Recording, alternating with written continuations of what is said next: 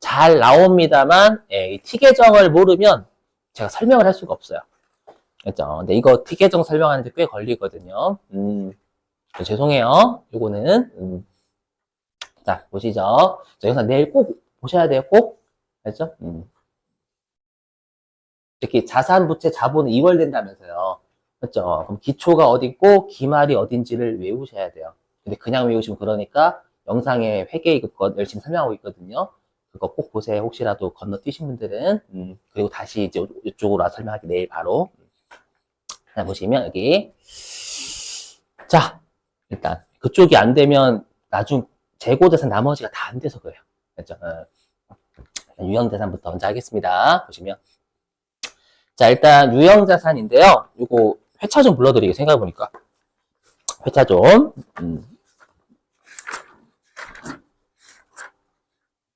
어디로 가주시냐면 41페이지.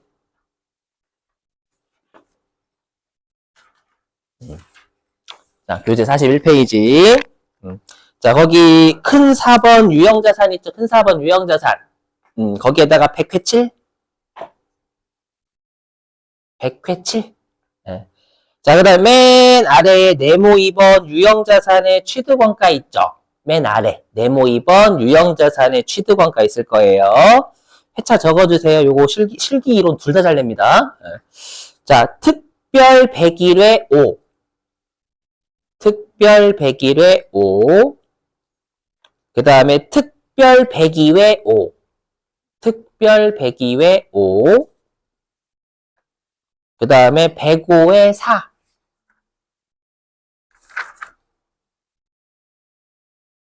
다시 특별 101회 5, 특별 102회 5, 105회 4. 그렇죠? 나중에 실기로도 출제 엄청나게 해야 됩니다. 그렇죠? 자, 보실게요, 여러분들 일단. 꼭 제가 요거는 보고 오세요라는 영상을 제발 좀 보셔야 돼요. 그렇죠? 그래야 내일 지금 건너뛴 애들 할 수가 있어요. 자, 보시죠. 일단은 자, 유형자산의 정의인데요. 우리가 유형자산은 일단 비유동자산이다라는 거 암기하시고 1년 넘게 쓰는 거니까 여기 1년을 초과해서 사용하기 때문에 비유동자산. 자, 그리고 우리가 사용할 목적이 유형자산은 사용할 목적이에요. 일단 판매 목적은 재고자산이고요.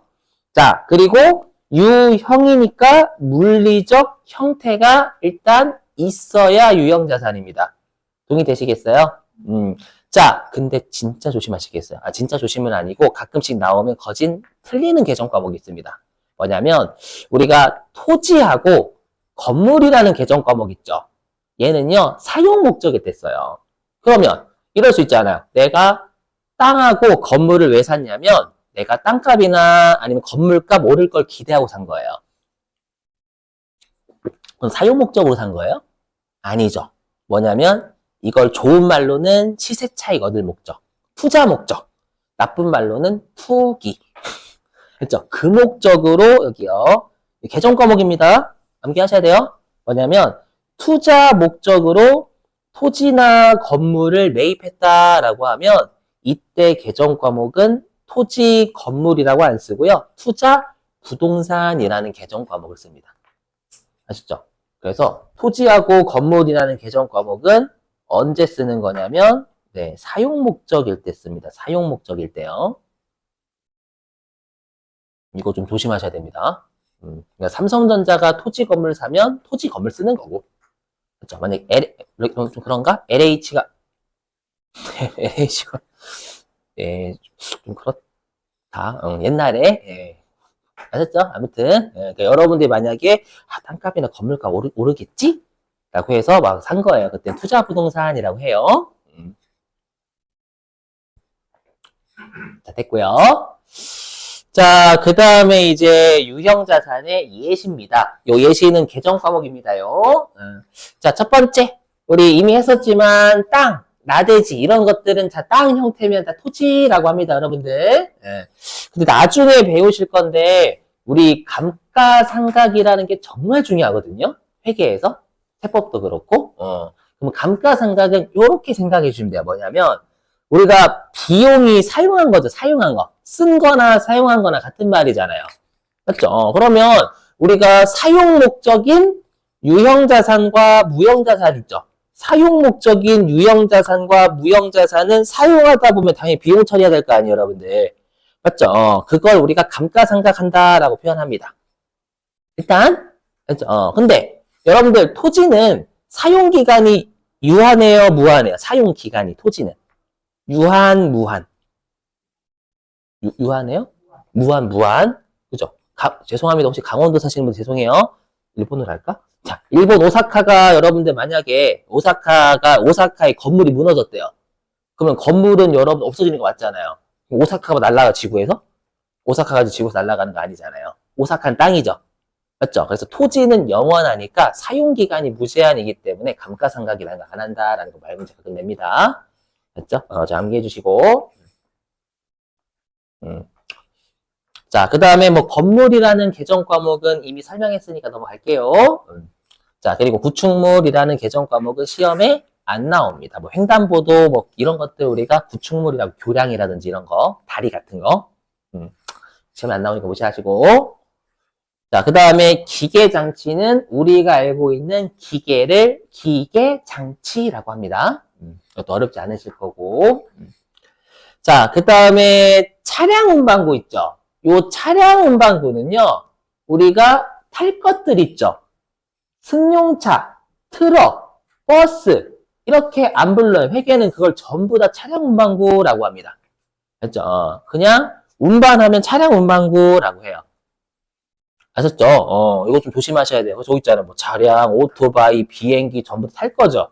지게차. 알죠? 이런 것들을 전부 다 구입할 때는 개정 과목을 차량 운반구라는 개정 과목 씁니다. 암기해 주시고. 자, 비품은 이미 했죠. 여러분 넘어갈게요. 에어컨 목세 같은 거 넘어가겠습니다.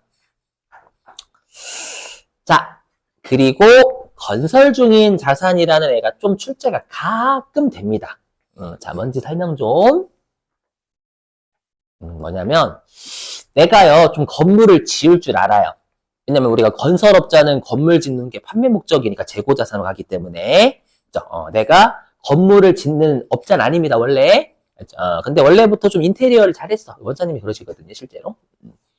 그래서 뭔가 잘 고치세요. 뭔가 이렇게 하기도 하고.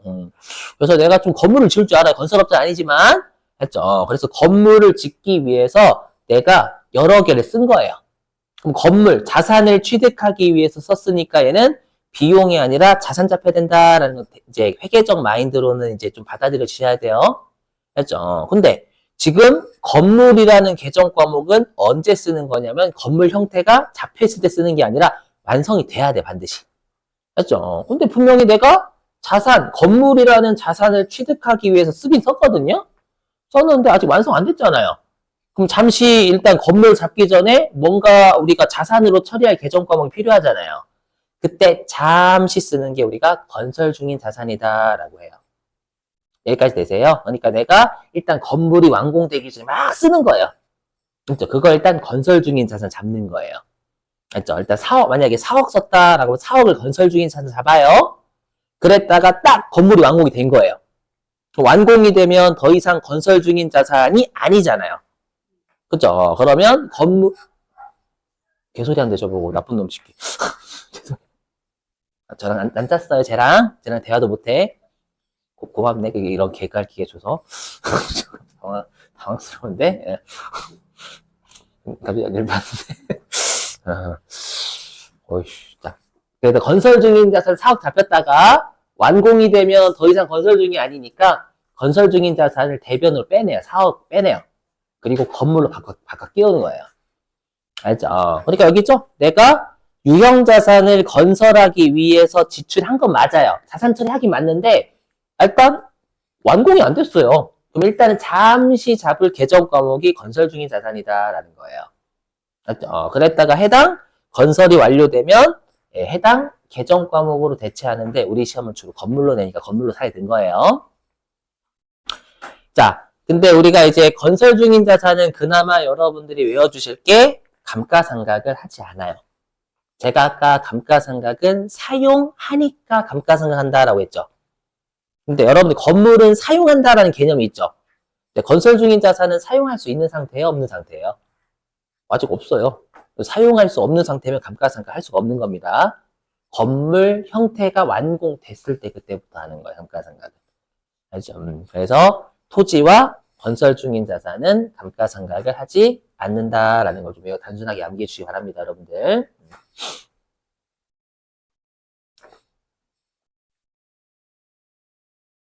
자, 요거 하고 마칠게요. 자, 중요. 시험에 엄청나게 돼요. 특히 여기서 시험에 잘 나오는 게 예, 예, 예. 일단 잘 나옵니다, 여러분들. 세 번째 점은 내일 할게, 내일. 자, 뭐냐면 제가 별표는 쳤지만 우리가 여태까지 배웠던 그 범위예요. 뭐냐? 보시면 자, 내가 만약에 여러분들 그 공인중개사분한테 수수료를 낸 거예요. 수수료 냈는데 왜 냈냐면은 내가 이제 건물을 임차하자, 임차. 응? 건물을 임차하려면 공인중개사 수수료 공인중개사분의 중개 거쳐야 되잖아요. 저도 그래, 저도 지금 그렇게 하고 있고, 그렇죠? 그럼 그거는 자산 취득과 관련이 있어요, 없어요?